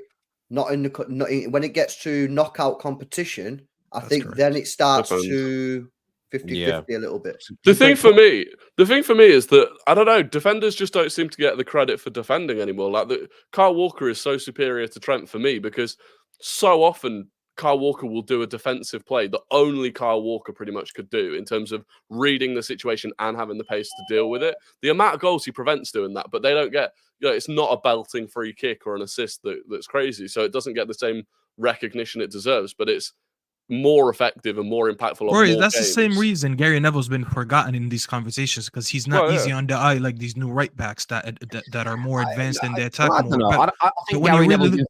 I think Gary Neville's been forgotten in these conversations by a certain age group of people having these debates, because if you're sort of under the age of 25, you don't really remember the best of Gary Neville. For some of them weren't even born, and they're talking about Gary. Gary Neville stopped being elite in sort of 2007 after he busted his ankle. That itself was 16 years ago. So you've got to be at least 25 to remember Gary Neville. That's why I don't think he gets. This guy, literally, he's got a show called The Overlap. No one was doing that man literally invented something, which is a word everybody uses every day in football. Like, not invented it, but he was integral for it. This man, him and Beckham together, ridiculously good. And defensively, I'd take Gary Neville over any other right back that the Premier League's ever had. The only thing Kyle Walker I'd pick over him. He's better on the ball, and he's definitely got the speed. I'd love Gary Neville to have Kyle Walker dominant. Yes, it would be great, but there we go. Another super chat here says Walker isn't the best Premier League right back of all time. He's closer to AWB than Trent. That's so unfair. Don't stop it. Look, only on AWB on one-on-one defending, yes, but he switches off. He's not very good at the air. He's not very good. Don't do it, bro. Trent better attacker, and he's a better defender. Don't like the recovery pace trick, you. What the hell? Okay. Interesting. I'll tell you something. Walker would have been caught sleeping on the back post like Aaron Wan-Bissaka did against Newcastle. So this is a very disrespectful conversation. I apologize, LB. If this is a United fan, I apologize on his behalf. He should do better. Reece has more GA than Alves or Marcelo ever managed in a season in 2020-21. The same as Trent that season in 1,000 less minutes. Reece James' only issue is injuries. Yeah, Reece James' body is what holds him back 100%. Trent is the best player to ever play right back, but he isn't the best right back. Let's just leave it at that. That's not bad. That's a very good way of wording it. Yeah. I hear you on that. Boy. Twisted Bubba here says, what position would Trent play at another top club? Depends on the club, doesn't it? It depends on the club and the playing style and the manager. Yes, similar. He'd be a right back that you don't want defending. That's how I mean, that's what you would want. You'd create a system where he doesn't need to defend so much. Evening, everyone. Trent Alexander-Arnold should start in knockout stages for England. Him not playing for England is still not won a major trophy. I think he should be there. I mean, having Trent coming on and putting balls into the box, taking free kicks is just phenomenal. But with that midfield they have right now, he's not going to get in. He's not going to get ahead of Rice and Bellingham. Like, this is the worst time to finally call for this because he had about 5 years where he should have been there. Squad-wise, he should just be there. And sometimes you need him, sometimes you don't. That's why I felt that Ward-Prowse should have gone to some of these tournaments, because I'm not saying he's the best technically, but when you need someone 20 minutes to go whipping in corners, maybe you get a free kick. You need people that are good at that. Liverpool will have almost all the strongest opponents at home in the second half of the season. It's a very, very good point there. Liverpool, Newcastle, and Man United should have had two firsts. Number ones. Number he ones. sent that when we were talking about the goalkeepers, I remember. Oh, right. Okay, that makes a lot more sense. This here says they hype up Guardiola to high heavens. He's basic, is what D says here. I don't know why people are jumping. He's been very, very good. Bar like a game against Chelsea. I'm very surprised at people saying this. There we go. Nathan says, God help United. We won U7 in our worst seat. You beat us. You mean 7 in? Yes, and I'm worried about that game, to be fair. Don consistently talks like Chelsea are in the title race. Spurs have 1 point in 4 and still clear of Chelsea. Bruno Fernandes is 10 times better player than any Chelsea player. Well, don't say that to Staffy. Staffy will cry, even though he's a United fan. But I'll let you see his gunner birth. I appreciate that. I just don't promote lies. That's all it is. Yeah. Sometimes you got to let him sit out there, bro. Control the narrative. Sorry, but losing Ilkay Gundogan was a big one for City. That's what Alberto Ray says. I think most City fans would agree. Logic states Trent should play centre forward instead of Nunes. I think anyone plays ahead of Nunes. Sagna? Sagna was a good right back, but I wouldn't put him in the top 5 of all-time Premier League right backs. I don't think he can be in that category. Spurs, though, yesterday, they did you proud in the end, Kate. They did you proud, did they not? Yes, they did. Bounce back ability is the new Spursy. That's all I'm going to say. That was just immense to come back twice from losing positions against a City team where we had really our second-rate team out was brilliant. I thought the heart, the desire. Yep, we rode our luck in the first half. They missed loads of chances, but you know what? That's on them, not on us. And maybe the cheats never prosper thing is finally going to come around and bite City on the backsides. Because I'm sick to death of cheats always getting to the top of the league, and I'm loving it. I'm loving it. I've never had a problem with City. I've always loved watching City.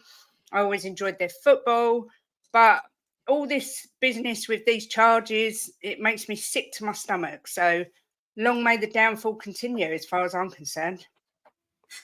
Innocent until proven guilty, Kate. Rubbish. You don't get charged with 115 things if they're not sure that you're going to get guilty of at least half of them.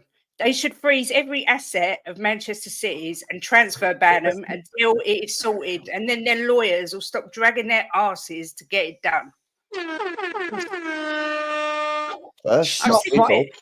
Kate's been on there an hour and 17 minutes and then just went violent on us. Just you know what it is, Terry? I'm sick of it. Win. I think it's a disgrace that this could last till 2030. They're cheats. You're at 2030. How many Man City fans tell me innocent till proven guilty? They are cheats. They've cheated their way to the top. They've cheated their way to trophies. They want to drag their backsides till 2025, 2030, whatever they want to do. Fine.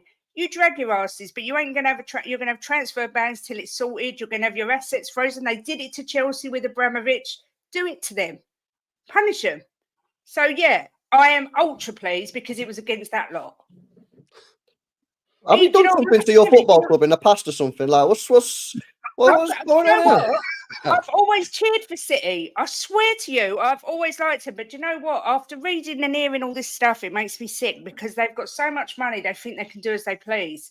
And they've just single-handedly brought this Premier League into disrepute. And I really hope they get their asses absolutely spanked for it. What, even if we're innocent? You're not innocent, LB. How do you know? Oh, How do you come know we're not on. innocent? How do you know we're not Because innocent? you've been charged with 115 Oh my charges. God! So you get charged, then you're automatically guilty now. Is that how it Oh, works? yeah, that's Like, what charged is. no, it's Yes, not. you will be Charges, you guilty of charge of an police offence, staff. then it's got to go to an independent committee. So if an People independent can say commission... Spurs- No, Do you wait a know sec, what? You're Kate. as Wait a deluded. sec. Wait a Go sec. on, If go on. an independent commission... I thought we left this in the international. No, break. Ron, chill. If an independent commission view all the evidence and then say Manchester City is not guilty, an independent commission, got nothing to do with City, got nothing to do with the Premier League, you're still going to sit there and say City guilty, even though an independent commission... I can tell you said now, we're not number guilty. one, that won't happen. And number two, if that happens, it means City have probably brown envelope them as well. Of course, yeah, because this is what happens. If we're innocent, Let's have it right. That's how it works, man. Elbert, City you're never as just gonna be delusional innocent. as that child that told me that Tottenham were going to win the league. And the reason I'm having my say on this now is because I've never had a chance to say it on here. But it really makes me sick. I've loved football for years, 40 odd years. And this sort of thing makes me sick to my stomach because it's cheating. And if you cheat, you should be punished. No one's disagree with that, Kate. No one's disagree with that. But why you're are your lawyers dragging their asses then for the next 7 years? Appeals. They're going to appeal this. They're going to question this. Because we're just going to accept it. We've got to do what we've got to do. Show them. We've gone for a legal process, Kate. We could get No, out the league. We're not just going to no, go, oh, you here we go, haven't. mate. You've challenged the Premier League straight away, so they can't go ahead with the We're going to charges. challenge the Premier League. We're not just going to say, hey, come on, open up the books. You know what I mean? We're going to challenge them to due process. Yeah, because you're cheats.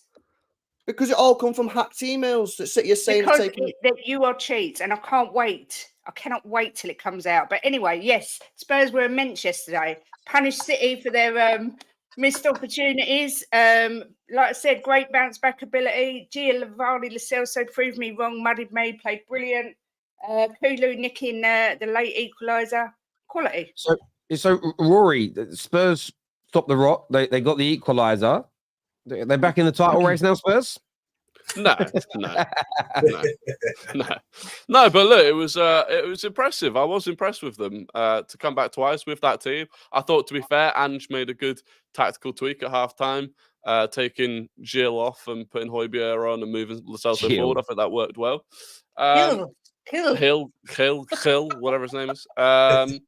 And yeah, so fair play to them. But no, they're not back in the title race. I still think I don't know who they've got next, but they'll probably draw or lose that. Home to West Ham on Thursday. Yeah, that screams a Spursy result. So I think they're still in the top four race. I do still think they can. They did you a big favour, didn't they? Did Arsenal? Did Liverpool? Anyone who's really believes they're going to try and challenge for this title? It was a. Go on, mate. Can I just say, I just want to give, just to go for what Roy said, I want to give Ange big credit because I'm not going to lie, I thought he'll be an idiot. I thought he'll be naive. I thought he'll stick to his principles because that's what he's said time and time again this season. And there's horses for courses. You have to adapt to certain games, especially Man City. But we know Spurs and Man City's have been Man City's bogey team the last 6-7 years. But I've got to credit him because I honestly believe if he didn't adapt in this specific game, it could have got to 4-5, 6-0. And the fact he did, credit to him because I did not see this being a draw. I thought City would walk the park. It was, the same third time lucky. They hadn't won in their last two. I just thought they were going to steamroll Spurs. But from the first 5-10 kind of minutes, you saw they weren't playing that high line. They were resolute. And like Rory said, to take off Hill and bring on Højbjerg, because very good. Even Oliver Skip, I think in the last 20 minutes, very industrious, dark arts, pulling players back, doing what you had to do. So yeah, man, you have to give Ange credit. The one thing I would say, though, the one thing I would say about that is that I give Ange credit for that because that was the smart thing to do. But the same people that gave him credit for sticking by his principles and getting hammered 4-1 against Chelsea are now crediting him for not sticking to his principles. And that is annoying. I think the love in for Ange where he can do no wrong. I think he did well this time, but yeah, the way he got praised for sticking to his principles before was... Yeah, but the thing is, he sticks to There's his a lot of- principles because he tweaks the system slightly. He brought Højbjerg in, took Hill off, but he still played with like 1, 2, 3, 4. like 4-3-2-1. Sorry, I don't know why I said 1-2-3-4, but you know what I mean. He still played the same way, but he just tweaks it a little bit, and he's never going to change. And you know what? I've heard Terry say it. I've heard Man United fans crying that Ten Hag said that he hasn't particularly got a philosophy. I have got nothing but massive respect for Ange. He's building for the long term. He wants to instill this philosophy into every player. And yes, we will lose games because of it, especially when we've got our key players out. But he's instilled a belief in that team that I've not seen for a long time. Heart, desire, you know, and I just think with what he had out yesterday, I mean, we didn't even have a centre-back playing. He absolutely done miracles with that team to get a draw at the Etihad. So massive respect to Postecoglou is all I'm going to say. Yeah, he certainly did. Another team, obviously, a team that really benefited from it was Arsenal. And Rory, you guys, you know, you sit top of the league now, clear of, you know, I know you're clear of Liverpool by only 2 points, but you're clear of City, the favourite still to win the league by 3. And this comes at a time where you're still very much, you know, you're still heavily criticised. People still moaning about how you're playing. But top of the Prem, starting to score early goals again. Your attackers starting to get a bit more form. Qualified with a game to spare in the Champions League. It's not going too badly for a team that I would say most rivals said don't look as good as last year, are going to fall away, won't be top of the league again, won't ever create a points gap over City again. Talk to us about how well it's going for you. Yeah, it's good. You know, the result on the weekend was obviously good. We played unbelievably in the first half and should have put the game to bed, and that did expose that there are weaknesses still there. Should have killed off the game. Defensive mistake, and suddenly, you know, it's a position where you could have ended up dropping points. So that weakness is still there a little bit, but you can't complain at where we're at. I think we've handled the Champions League well. We've done our business there. We've handled a few injuries quite well. So, and I think mainly the way we're playing just feels a lot more sustainable than last season. Like last season felt like what I think Liverpool are a bit this season, where there's a lot of kind of hell for leather games. And they're going well for Liverpool at the moment, but you can run out of gas playing like that. And I do feel like Arsenal have got a lot more control, seem a lot more composed in games. So yeah, it's good. And obviously, as long as the results around us keep falling nicely, then like a weekend like the one just gone, it's good. It's good. Are Arsenal more sustainable this year, Kate, than they were last year? I think so. I think that they're my favourites to win it from here. I do think they look the full package to me. I think they look more complete than City. I think they look more complete than Liverpool as well. And I'm the one who normally says they bottle it, but I've got this feeling in my gut. And I'll tell you something now, my husband is a massive Spurs fan like me. He's been season ticket holder for years. He said he'd rather Arsenal win it than City because of the cheating that City have done. And that is the gospel truth. Rent-free, man. Rent-free in your Not head. rent-free, I don't it's know what's just going cheats. on, man. Cheats shouldn't prosper. So, but yeah, for me, Arsenal, although I don't think they're as good to watch this year, they're scraping results when they're not playing great football, and their defence looks brilliant. But again, it's the same thing. Are they gonna keep Saliba fit?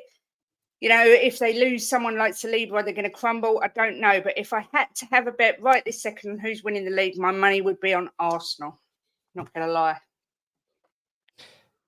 Ron, what do you make of that? Obviously, you feel that Liverpool will be in this title race. There's a lot been made recently that because they're not as entertaining this year, Arsenal, as the last, even though defensively they look so much better, that's sort of being overlooked. And for the first time ever in my lifetime, a strong defense is being spoken about as unsustainable.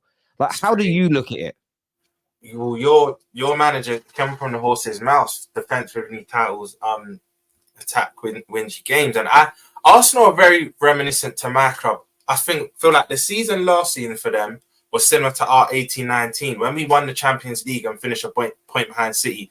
We were kind of blowing teams away. We were the entertainers, and then the season we actually won the league, we were nicking games last minute, but it was still quite controlled, quite resolute. But we weren't blowing teams away. And that is, I still think City win it, but that is the sign of champions. And I think this notion that Arsenal are worse this season, correct me if I'm wrong, Rory, but you scored in and around the same amount of goals. I think you've even conceded less than last season. So to say Arsenal are worse this season, it's just not as aesthetically pleasing, but you can't say they're worse this season. But I do feel they are stronger. And that core, And just to add to what Kate said, that core of Saliba, Gabriel, and Declan Rice, it is so pivotal. It is so pivotal. And them three, for me, if Arsenal are going to go on to win the league, all three of them have to stay fit. I would almost say that contingent there is more important than their actual attack. I know they're going to say they need a number 9 and whatnot, but I think that core there is so important for them. But I've been impressed with Arsenal. I'm not one of these people that, they're not playing well because they're not winning 3-4-0. They're winning games. They're top of the league for a reason. And that's that. So you have to give credit to Arsenal, man. I know you're not a big fan of Arsenal, Staffy. And I see the way we're talking, your head's been going down. And I get it. We're Man United fans. We're not meant to like them. But where do you stand on this debate? I mean, I'm already starting to see, and I'm going to say this before the sort of Arteta's detractors say it. I'm already starting to see and get the feeling that if they do win the league or they do go on and do well, it's only because Man City fell off. Like, I can already see it. That will be the excuse now. Where City were as good as last year or as good as the Centurions year, they wouldn't have won the league. Go on. Can I quickly chime in? Don't you feel like whenever you do something well or win the league, someone's just going to nitpick something? You can never just win the league and everyone be happy. Someone's going to nitpick. So you're spot on when you say that. Spot on.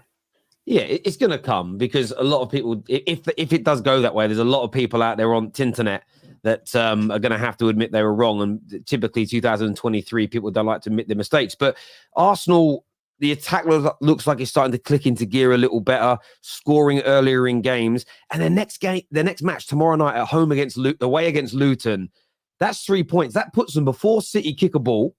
That puts them, 6 points clear of them. Are Arsenal starting to become, as Kate said, potentially title favourites at this point? I mean, you guys mentioned the span that they have, and yes, that's the most important thing to have in a team. You know, when you have 2 solid center backs and a solid midfield, you can easily build around that, and that's what they have right now. I do still have concerns about their attack, though, because we've seen the game against Wolves. They started very well. I was watching the game 2-0, and I thought this is going to be another spanking like the Lens game. Eventually, the game just slowed down a little bit, died out a little bit. And Wolves, with that late goal, we looked at it. I mean, I don't know about you guys, but, with the momentum, you're like, can they grab another one? And it kind of reminded me of the Fulham game where I believe you guys were up 2-1, and then they tied the game. So it gave me a feeling of that Fulham game, and I was wondering if that's going to happen again. I think I agree with Kate. I think right now they have, in my opinion, the best defense in the league. And I think defense gets you much further than offense during the season and when it comes to winning trophies, because you're not going to be able to beat a lot of teams 4, 5, 6-0, but you can grind out a lot of 1-0s. And towards the end of the season, let's say they're still far in the Champions League, maybe trying to go for an FA Cup or a League Cup. Or maybe you guys got eliminated from League Cup. I actually don't remember, but you get my idea. Too many tournaments going on, and then you're still getting results in the league. You're not going to be looking at your attack and you're like, why didn't we score 3 today? Why didn't we score 4 today? You're going to be like, you know what? We got a clean sheet and we won 1-0, 2-0, and that's what matters. Now, to the point that you made, that people are going to nitpick and say, oh, they're only going to win the league if they won the league. They only won the league because City fell off. As far as I remember, and Terry, you've watched boxing for years. You always talk about that. Muhammad Ali had to fall off at some point. Mike Tyson had to fall off at some point. Everyone who was once a champion had to fall off at some point. So if City fall off this season, I don't understand why it's such a big deal. Do you want them to beat City? Rums probably can remember this when they lost the league by 1 point. What were you guys on? 97 points? That's not normal. That's not an anomaly. It was twice by 1 point. Yeah, but that one was like 97. 97, that's better than most champions. That's my point. That's an anomaly. That's not normal. What's normal is someone drops off for someone else to be the next guy in line. And if I'm being very honest, as much as I don't like Arsenal and people like to cry and call me a hater, I'm not a hater. I'm just saying the facts.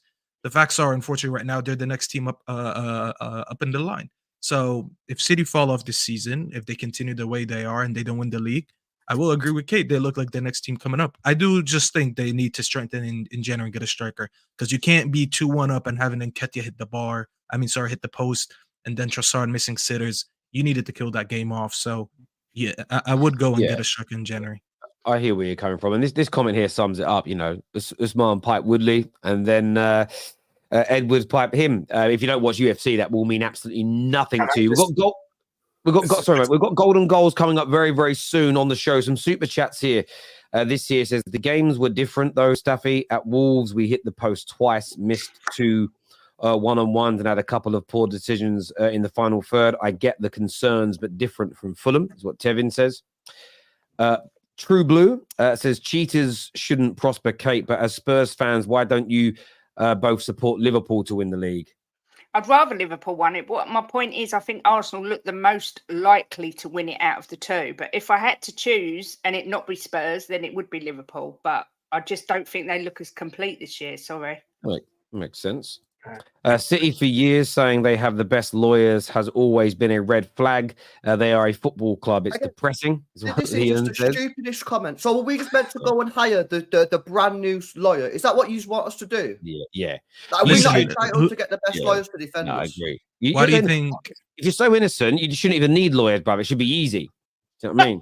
Well, if I get charged with a crime then tomorrow, Terry, if that's something that I've not done, I'll take that advice on board, bro, and represent myself in court. I will say, if there's unequivocal evidence, so if I accuse you of stealing my car and you've got 4K CCTV of you sitting at home while that happened, then you wouldn't need a lawyer. You just show them the CCTV, wouldn't you? If it's unequivocal, I'm only joking. I'm only pulling your leg. This year, Arsenal have had an easy schedule away from home. Newcastle, number 6 Premier League, has been their hardest opponent. It's a fair point. As an Arsenal fan, Kate is my favourite Spurs fan, is what Man Like D says. Enigma says, big up to Kate for not being politically correct about the 115 team. If Man City are cleared of all charges, it will be a greater feat than the treble. Too many charges for there not to be something there, is what Jerome Pierre says. City refused to cooperate with the league. Guilty, is what Danny D has got to say here. Trent faced every winger in the last 6 years and was good, but last season everyone was crap. And what he does as a modern fullback is him being the best. I think Roms would even tell you that that's not true. To say that he did well in the last 6 years against every winger, he's a Liverpool fan. He'll tell you that's not every winger. Some wingers, but not every winger. There we go. If City had done anything, if City had done nothing, why are they hiding all the financial data to show their documents? Well, the independent commission will see it, innit? They'll see it, and then they will decide. Please add always bring her back. She's great. That's obviously UK. I don't think any of us identify as women on here. That's okay if we do, but I don't think anyone does. Kate is a legend from an Arsenal fan. Get him, Kate, is what James says here. LB, why have City pushed the trial to autumn 2024 and results to summer 2025? Coincidence that Pep's contract ends at the same time? We didn't push the trial to autumn 2024. This was agreed from the independent commission. The Premier League and Manchester City had to agree to it. Trent can play better centre forward or on the wing than Rashford. Anyone can right now. That's not really hard to do, brother. That's not really hard to do.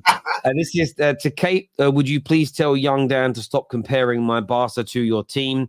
Sincerely, a Barca fan. Yeah, he did say you're as good as peak Barcelona at the moment in how you play football. Oh my God.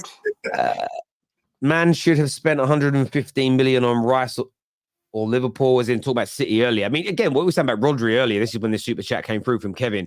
You can see now maybe why Declan Rice was so wanted by Pep Guardiola. By the way, I have confirmation that Dan said after yesterday's point that you guys are now back in the title race. And I didn't see that. Dan weren't on our channel yesterday. I didn't see him. Where would Spurs be with Kane this year? Would you be better with Kane this year, Kate? Yeah, I don't think anyone who says different is living in La La Land when Kane scores you 30 goals a season. It's just immense. And some of the chances we miss, I look at and I go, Kane would have buried that. Yeah. So, yeah, we would be better. Reese here says, yes, people, let's talk about Kulu being the most underrated player in the league. Would you agree with that, Kate? Most underrated player in the league, Kulu? No, I think I've never rated Kulu. Anyone that watches my channel will know that I'm always slagging him off, but I've been calling for him to be in midfield forever, and I think he's a different player when he's in the middle. But underrated, maybe a little, most underrated, 1,000,000% not. There we go. And this was talking about Rashford earlier, not wanting to do as he says. James says, if Arteta asked Saka to play DM or left back, he would. And this is very, very true. Look, it's golden goals time, people. We're going to be getting our predictions up. If you haven't signed up yet, if you haven't downloaded it yet, get it done. You've got to be over the age of 18 and live in the UK, but it's free to do. You don't have to deposit any money. And if you get the next 6 fixtures predicted correctly, you win £2 million. I want to show you a leaderboard actually as well. So this is so far since we've been playing the game. KJ tops it with 4 points. He's got 4. You get a point for every result you get right score-wise. He has 4 points. LB is in second on 2 points. He's ahead of me because he's played less games. I'm in third with 2 correct results so far. Tom Little, 1 correct result from 3 games played. Don with just 1, of course. Patrick with just 1. Kate sitting down there doing her Tottenham impression with 0 so far. And Marie. So that is our leaderboard. That's our leaderboard. Let us know how you are getting on, people, when it comes to golden goals.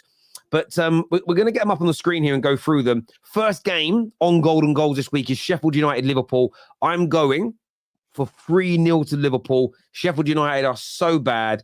3-0's probably been a little bit conservative. It could be more. I might change it before the deadline on Wednesday night, but I'm going 3-0 to Liverpool on that. Roms, you've done 3-1 to Liverpool. Yeah. I just feel with, like I said when we'll speak about the Liverpool and Fulham game with Keller in goal, I can't see us keeping a clean sheet till Alisson's back. And I think we'll win convincingly, but with Keller in goal, I'm not too confident of a clean sheet. But yeah, we'll win that game 3-1. They got new manager bounce as well. I think Chris Wilder could be back by that time as well. You could. Lewis, you've gone with 3-0 as well. Yeah, Sheffield United look bad, don't they? So yeah, I think this will be standard win for Liverpool, man. Yeah, I think most people would agree. Kate, you've gone with, you obviously took a picture of your computer screen rather than a screenshot, but we got it for you. You've gone 2-1 Liverpool. That's a very narrow win. Well, I think, do you know what? Sheffield United were absolutely humiliated. So I expect them to score. And I'm just not convinced by Liverpool at the minute. I know they won, but I'm just not convinced. So I've gone for, this is probably why I'm bottom of the leaderboard. But Probably. And Rory, you've gone 4-0 Liverpool. Yeah, smash him. No manager. I actually think you're right. The next game, you've gone with 1-1 between Palace and Bournemouth. Yeah, one of those ones. Don't really know. Just think it'll be a 1-1 that everyone will forget about straight afterwards. Makes sense. Kate, you've gone 2-2 in this game. Yeah, I think Bournemouth will score a couple. Well, look, this is like, what a stupid statement. I think Bournemouth will score a couple and I think Palace will score a couple. That's Lewis, you've gone for 2-1 away win. An interesting one. Yeah, well, Bournemouth, 3 wins, 1 draw, 1 loss in the last 5. Palace have only won 1 game in the last 5. So I think Bournemouth might just sneak it, but it's going to be close, I reckon. It certainly could be. Roms, you've gone 2-2 as well. Yeah, I just think Bournemouth are scoring quite freely at the moment, but I think Elise's come back in the Palace team at quite a big role and he could create something out of nothing. So yeah, I think it will be 2-2. Yeah, I've gone with 2-1 Palace. I've gone with a little 2-1 Palace win in that game on my road to winning £2 million. The next game we've got Brighton versus Brentford. I've gone with 2-2 in this. I think both are good at scoring. I just don't fancy this Brighton team to keep clean sheets at the minute or to stop Brentford. So I'm going to go with a 2-2 score draw in this game. Roms, you've gone with 2-1 Brighton. Yeah, I think Brighton are a bit weird this season. I don't really know which one's going to turn up. They've got a lot of injuries. They're quite depleted at the moment, but I think home advantage will get them over the line. Fair dues. Lewis, you've gone 2-1 Brighton as well? Yeah. Could go either way, this one, could it? You know what I mean? 2 decent teams. I've gone Brighton purely on home advantage. You know what I mean? But I don't know, man. That's a tough one as well. But yeah, Brighton on home advantage for me. Kate, same score again, 2-1 you've gone with. Yeah, Brighton are a bit like a box of chocolates, aren't they? You don't know what you're going to get each week. So, yeah. Understood. All right, Forrest. All right, Forrest, we like it. And Rory, you've gone with a 2-2. A Desmond 2-2. Yeah, I think Brighton they can score goals, but I think they'll still have Dunk missing at the back. I think defensively they look shaky, so 2 all seems fair. Fair dues. And in the Fulham Forest game, we've gone with an absolute bore fest, 0-0. Yeah. Don't know what to say about that one. Just No, just there's not much to say. I mean, Kate, you've gone with 3-0 Fulham, though. You've gone for a big scoreline there. I have. Do you know why? I think Fulham was so desperately unlucky against Liverpool. I'm not going to lie. And I just fancy they're going to bounce back. And I think that's the scoreline that's going to win me the 2-0. Not going to lie. Can you imagine? Can you imagine? Well, you won't be Who's able up to next? imagine because you won't see me. I'll be in I the know, we won't. Be off. At least give me a drink out of it. Do you know what I mean? Having brought you to it. But Lou, you've gone with 2-2 in this game, mate. Yeah. Oh no, man, that's going to be a tricky one as well. They're right next to each other in the league, aren't they? They both could do with the win just to take them a little bit further away from the relegation zone. But I don't know. I think I can't call it. Can't call that one.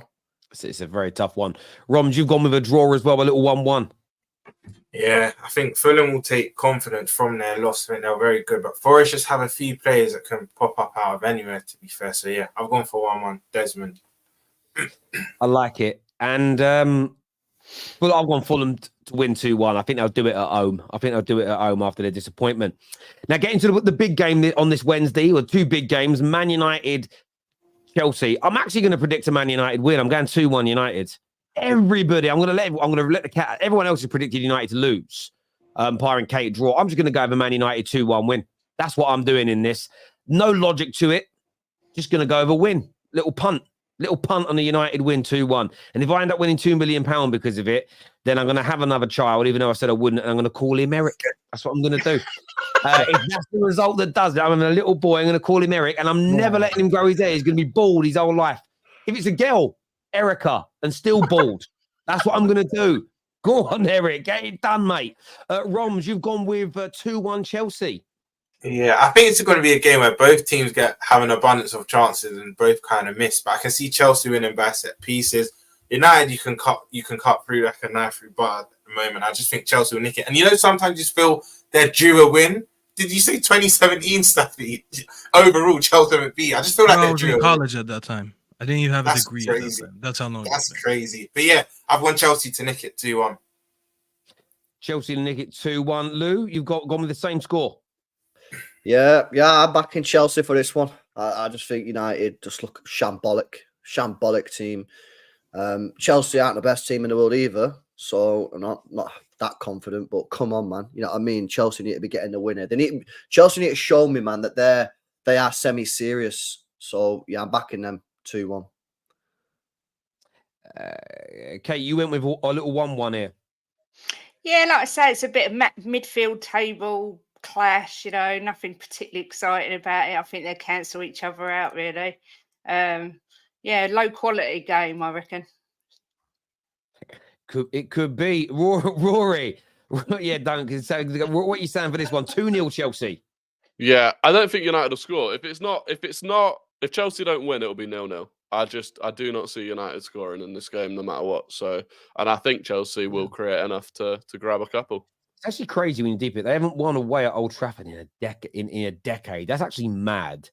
Actually, considering like for a long time, they're actually a hard team for us to beat home and away. When it comes to Villa versus Man City, you've gone with 3-2 to Manchester City, a narrow victory there for the citizens. Yeah, I actually do have a feeling Villa can get a result, but I just didn't want to put it on paper just because it'll jinx it or whatever. So I've gone for a City win. Oh man, I was waiting for him to tell me why City might actually win and try and get some confidence. Are you on that, Kate? You've gone with 2-2 in this one. Yeah, City look shaky and cheats never prosper. And Villa look good. I think Villa look just really good every time they go forward. So big up the Villa. I need to ask you a question though, Kate. Go on. All your other results are in. You're sitting there, you and the husband, ready to crack out the red panties because you're about to win £2 million. You know what I mean? Your kid's been sent down his mate's ass. The cat's been put outside. The dog's been put in the kennel. You're ready to go. City are 2-1 down and they score a last-minute equaliser. You hate them because you think they're cheats. Are you suddenly going to love them for making you a millionaire? No, I'm still hating them, but I'm just going to buy do you know, I'll buy something to make me forget about their existence. But no, my 2 million's far more important than my morals. Morals go out the window. I want the 2 million quid. Baby, celebrating then. I love it. Lewis, you've gone with 3-2 to City as well. Hopium, bro. Pure hopium. I can't lie. I can't back my team to lose or draw. But there is very little belief in that scoreline. Very little belief. I hear you. Roms, you've gone with a little Desmond Tutu there.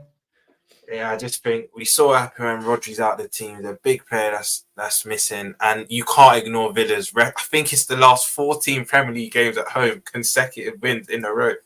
That's crazy. That is crazy. But City still have enough quality to leave with a point. So I've gone 2-2. There we go. And I don't even know what I remember. I've gone 3-1 City. I think City will win. Like, genuinely, I think that they've not won in 3.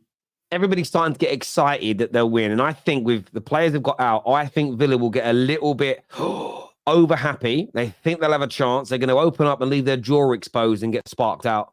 I think that's what's going to happen. They're going to get a bit too excited. I think if they would have beaten Spurs, they would still have the same issues in terms of players out, and I think Villa would have had more of a chance. But I think there'll be a little bit of complacency that might end up creeping in. So yeah, I'm going to go over 3-1 Manchester City win in this game. Now, look, I want to thank everybody that has tuned in, but you need to get yourselves on to BetMGM. You've got to start playing golden goals. It's absolutely brilliant. As we said earlier, KJ that is now collating a league table for us. I actually can't believe KJ's at the top because his football takes are so he's a brilliant employee, but his football takes are bang average. I'm not surprised to see me and LB up there because we're elite. Do you know what I mean? But look, if you want to get on the score sheet, if you want to get onto this leaderboard, get yourself signed up now, people, and let us know how you get on. And as I say, it's free. You never have to part with any money. You don't have to deposit anything. You do need to be in the UK and over the age of 18 to get That's that the only done. reason I didn't win the 2 million yet, because I can't. Yeah, because Staffy can't play because he's in New York. It's a shame. It's a shame. It is a shame for him, but there we go. So I'll do a deal, Staffy. You want to do my predictions for me in terms of what the scores will be and we win, I will share those funds with you. Plus, in America, you guys get it bad. In America, if they win through gambling, you still get taxed. We don't over here. Yeah, don't say this out loud. I'll give you no money, bro. I'll give you no money. You get no money. Listen, I want to thank everyone who's tuned in. I want to thank all of our super chatters. Actually, we had a few more come in. There's a few more. This one's it's from Jimbo. It's Katie's. It's her husband. He says even LB looks guilty when he tries to defend City. What is this double team, man? It's not Misfits boxing event. Fucking hell, you know what I mean? That's tag team. Hang on a minute. What Jim and Kate double teaming on LB? That's a show, isn't it? That'll go viral. The hell, man. Yeah, Jesus, what's going on? To get a room, you leave your relationship because you feel, what's going on here? You leave your relationship because you feel your partner is the problem, only to find out it's you. That's Manchester United fans with coaches. Partly, if my partner played double eights, I'd break up with her too. So yeah, advanced age, she gotta go. She gotta pack and leave. JW here says, all I have to say to Kate is you go, girl. See, I can't wait for Kate to say something about Arsenal. She's going to get a lot of hate because today she got too much. I normally do. Steffi, I normally get loads of hate. I know how this because I dig out Arteta. But do you know what the thing is, Terry? I'm sorry I overtook your show with my Man City rant, but people are waiting to hear that because people are sick of it. And I'm speaking for the people other than Man City fans because honestly, people are sick to death of it. I'm voting for Kate in the US. Shut up now. Listen, people, you guys are here to overtake the show. That's literally the point. I want to thank everyone who's tuned in. Thank you to Golden Goals and BetMGM as well for making today possible. Until next time, take care. Goodbye. God bless. And we'll see you all again.